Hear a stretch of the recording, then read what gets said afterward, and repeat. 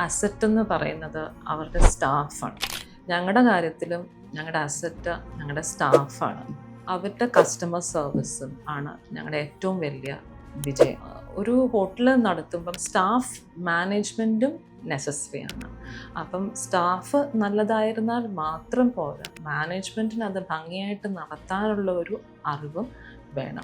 മാനേജ്മെൻറ്റും സ്റ്റാഫും ഒരുമിച്ച് പോകുന്നതിലാണ് ലൂസിയുടെ സക്സസ് എപ്പോഴും ഇരിക്കുന്നതെന്ന് ഞാൻ വിശ്വസിക്കുന്നു. ഇവിടെ ഒരു ബോസെന്നോ അല്ലെങ്കിൽ അങ്ങനെയൊന്നുമില്ല. ഞങ്ങളെല്ലാം ഒരുപോലെ ജോലി ചെയ്യുന്നവരാണ്. അവർക്ക് എപ്പോൾ വേണേ ഞങ്ങളുടെ അടുത്ത് വന്ന് അവരുടെ വിഷമങ്ങൾ പറയാം. നമുക്ക് ചെയ്യാൻ പറ്റുന്ന കാര്യങ്ങളാണ് ഞങ്ങൾ ചെയ്തു കൊടുക്കും.